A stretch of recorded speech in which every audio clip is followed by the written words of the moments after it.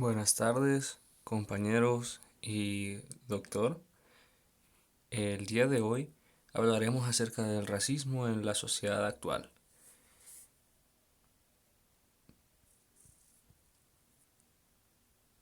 Etimología. Planteamos la existencia de dos líneas de pensamiento y que tendrían una clara conexión entre sí. En primer lugar estaría el darwinismo social, que supuso la aplicación de la teoría de la selección natural de Darwin a las sociedades y a las relaciones entre estados y pueblos. Algunas razas o pueblos eran considerados como superiores debido al proceso evolutivo como ocurría en el mundo natural.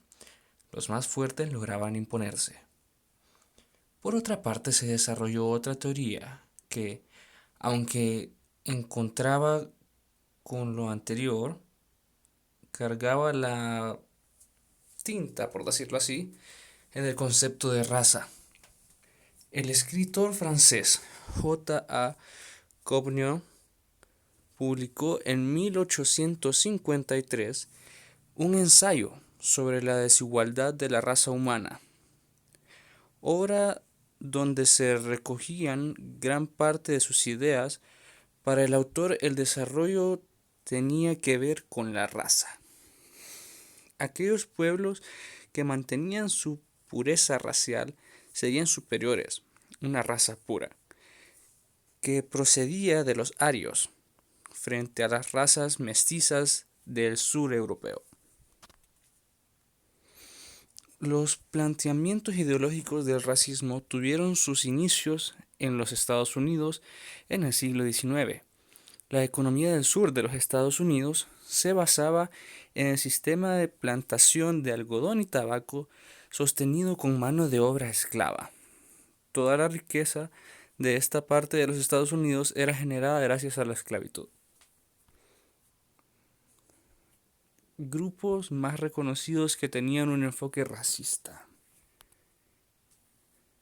El primer grupo, bueno, el primero de los dos que pude poner en esta presentación es el KKK, o como se le conoce mejor, como el Ku Klux Klan.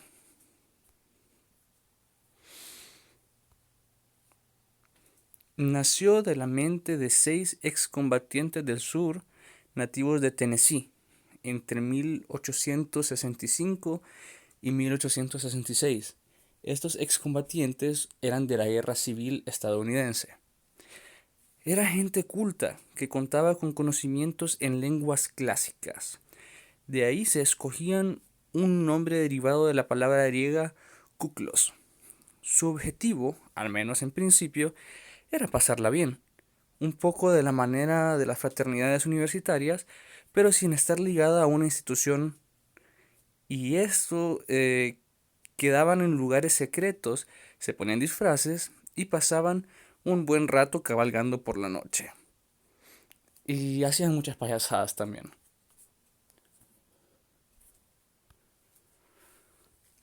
Aunque en ese momento los hombres del clan no llevaban a cabo acciones violentas, eso no significaba que no fuesen racistas, ni mucho menos que ya en los objetivos de sus correrías nocturnas, uno de sus objetivos era asustar a los negros. Entonces, de cierta forma, sí había como un poco de racismo implicado, pero no era extremista en ese momento. Aunque el clan no fue creado con la primordial creencia de ser racistas, el país, o sea, Estados Unidos, tenía una historia con el prejuicio hacia los negros, como pudimos entender con la parte de la economía del sur, la esclavitud y todo eso, que en el tiempo de la creación del Ku Klux Klan, pues estaba en la misma época de la esclavitud. Bueno, las influencias que tenía, pues obviamente el sur, entraron en lo que es el clan, y al hacerse más grande, pues cubrían un cierto espacio más grande de todo el sur de Estados Unidos y pues se expandía en lo que cabe como la malicia. Hubo que esperar hasta el año de 1867 para que el Ku Klux Klan comenzase a organizarse y adoptara una serie de normas de, de obligado cumplimiento. Se pretendía que de este modo naciese un nuevo clan. Sus miembros decidieron poner a la cabeza al veterano general confederado Nathan Bedford Forrest. Y para la gente que no ha visto esta película, en Forrest Gump, si no mal recuerdan, él dice que su tatara abuelo fue una persona que le gustaba cabalgar y andaba encapuchado con unas batas blancas. Si recuerdan esa película y ven que el general tiene el apellido Forrest, pues más o menos de ahí viene ligado un poco eso. Bueno, según parece, y a pesar de lo acordado, los distintos grupos dentro de la organización continuaron obrando a como ellos quisiesen. Los ataques contra afroamericanos destinados a intimidar a la hora de votar terminaron por convertirse en asesinatos. El clan se convirtió de inmediato en una organización terrorista. Estaba destinada a mantener a los negros en una posición de inferioridad.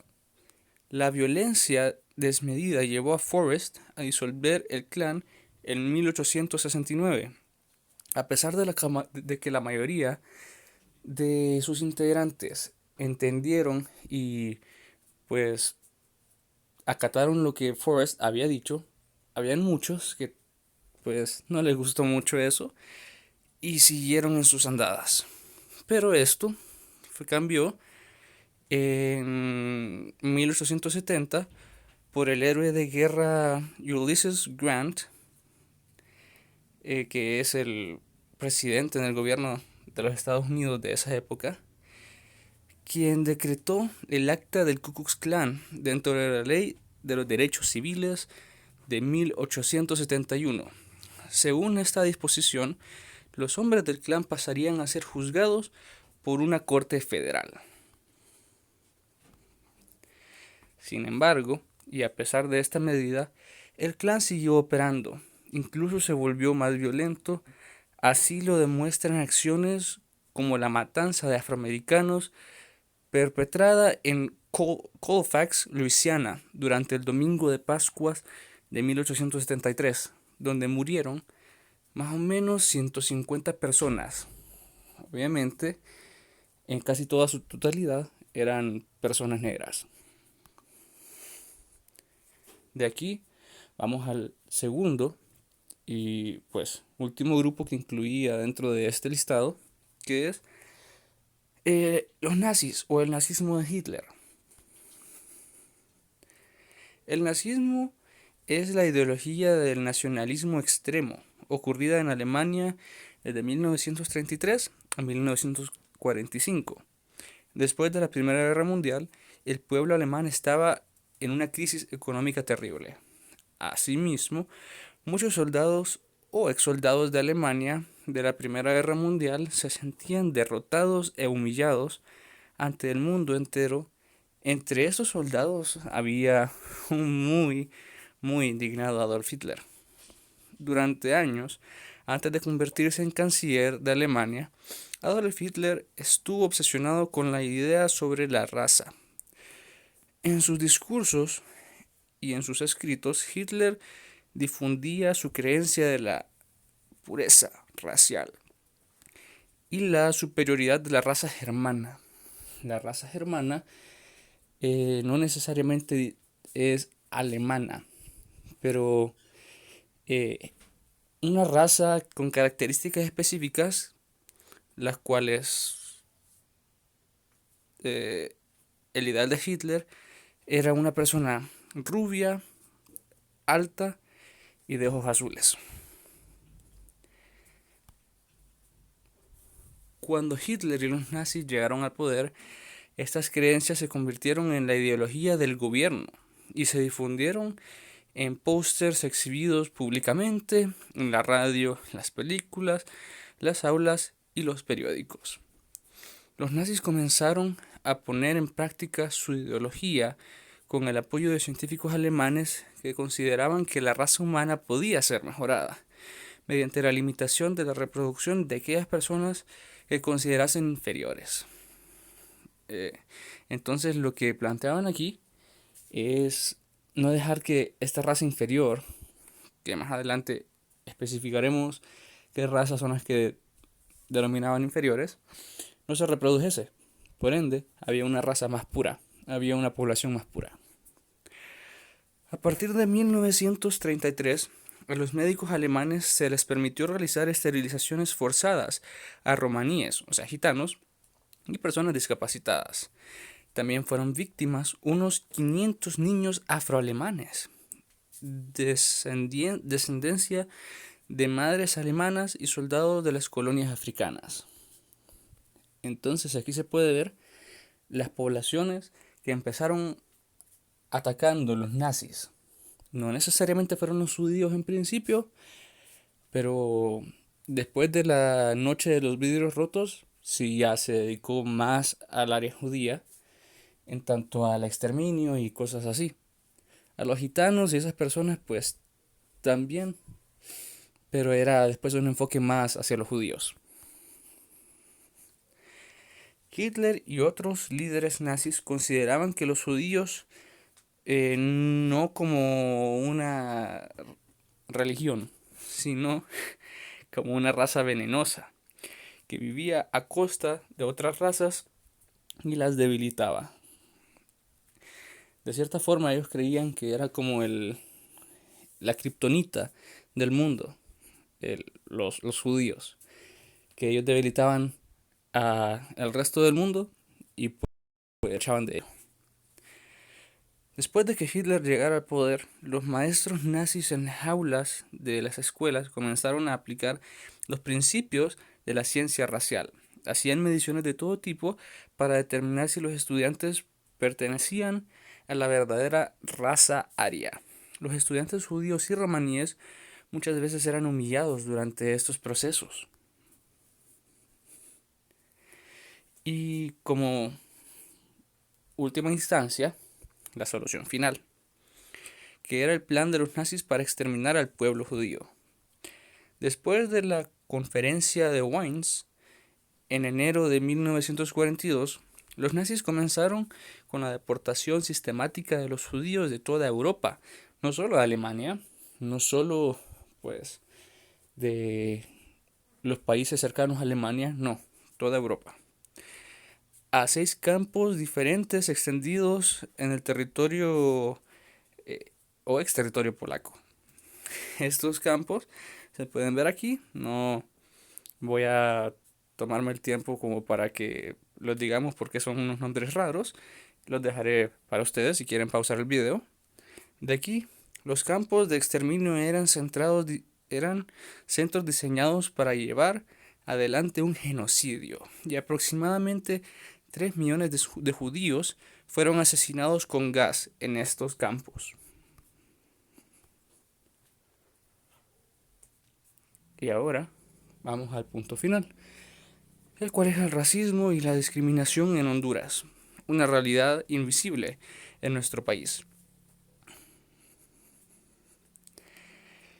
El relator de las... Ah, por cierto, antes de empezar, la investigación la basé en un estudio que hizo un relator de las Naciones Unidas, que pueden leer aquí más adelante, que esta persona pues es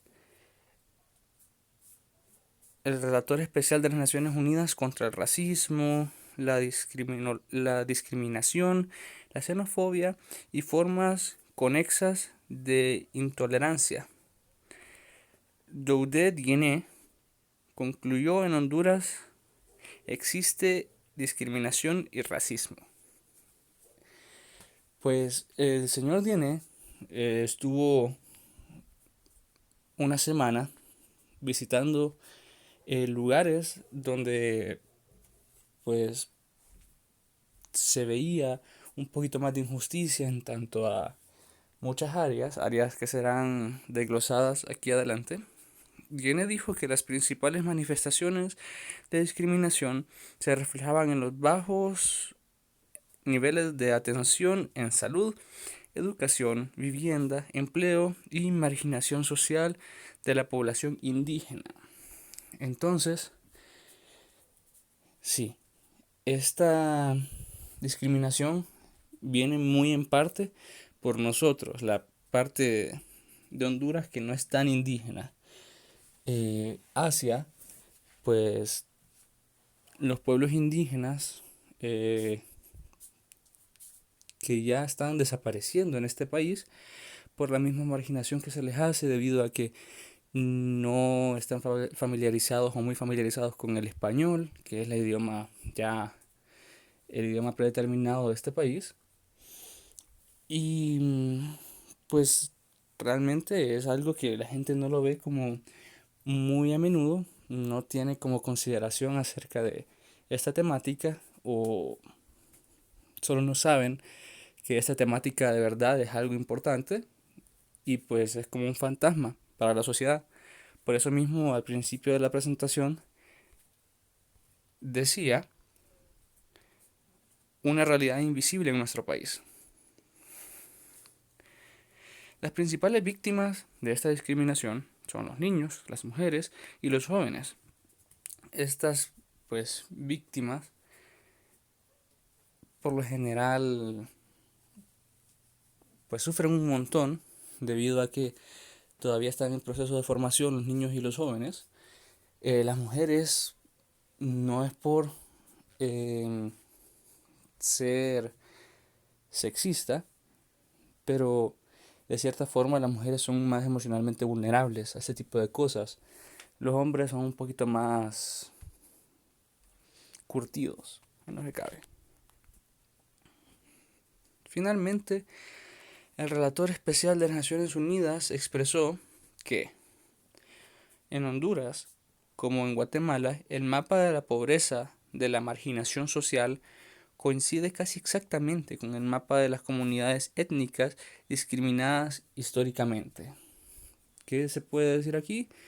Entonces que tanto ahorita como inclusive se podría decir desde que vinieron los españoles acá, estamos haciendo lo mismo. Estamos dejando a estas poblaciones indígenas excluyéndolas de nuestra sociedad porque no las comprendemos. No es que sea un cambio drástico para la sociedad aceptar a estas poblaciones, pero la gente tiene miedo siempre al cambio, tanto ellos como nosotros. Entonces nosotros no queremos cambiar cómo nosotros actuamos, la forma de expresarnos para poder incluir a estas sociedades, a estos pueblos, sino que solo seguimos con nuestro día a día a la gente que no se le entiende o que la gente que pues no cabe en la sociedad porque no sigue ciertas normas sociales o ciertas eh, características que denomina que son de ese lugar, son dejadas al aire libre, son dejadas en el sol, como dicen, y pues van desapareciendo de poco a poco. Este ha sido pues mi presentación. Muchísimas gracias por poner atención. Y pues ojalá les haya gustado mi ilustración.